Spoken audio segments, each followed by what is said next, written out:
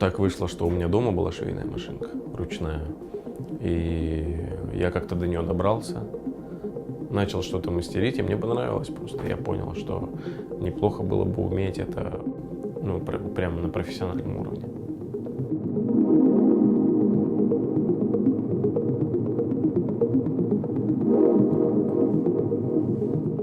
Мне нравится сам процесс, мне нравится, что он оказывает на меня такое медитативное воздействие, что я в процессе чувствую себя спокойно, умиротворенно и в пределах своей какой-то зоны комфорта.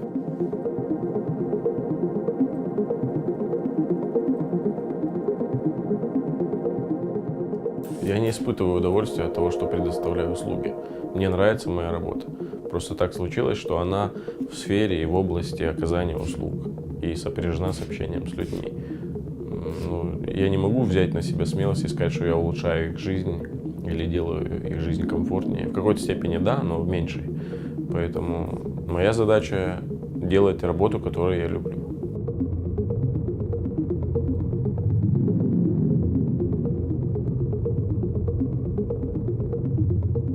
Мне нравится делать хорошо, насколько я могу это себе позволить, насколько позволяет мой опыт, мои навыки делать хорошо, качественно, в срок, стараться успевать все в условленное время.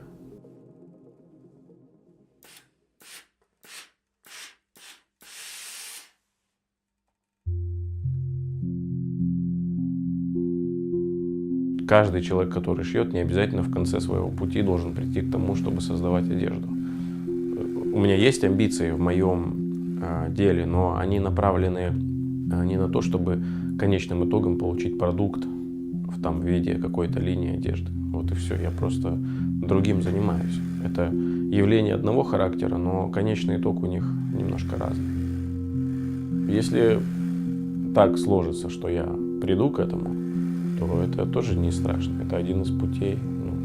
Я к этому отношусь очень спокойно. Заблуждение считать, что та или иная профессия принадлежит какому-то гендеру очень конкретно, привязана. Потому что равно как женщина может быть портным, так может быть и мужчина. Как, собственно, в любой профессии. В каких-то масштабах очень локальных, конечно, там приходится бороться с непониманием.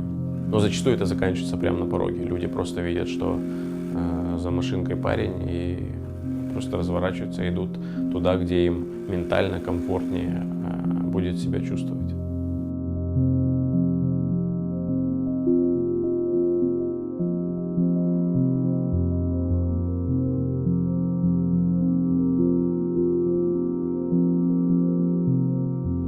Для того, чтобы современная крымско-татарская мода существовала, конечно, есть огромный бэкграунд, и ресурсов более чем достаточно для того, чтобы интегрировать какую-то такую этническую составляющую в современную культуру, в современный крой, в современный взгляд на то, как должна выглядеть современная одежда. То, что мы имеем, это все-таки фольклор в хрестоматийном смысле этого слова. То есть он не является носибельной одеждой в современном мире. Это очень конкретные и специфические вещи, потому что они сугубо строго фольклорные. Если бы я представлял себе их в контексте современной среды, то я бы интегрировал бы в современный крой орнаменты и фактуры, ткани, с которыми ассоциируются цвета. Наверное, так.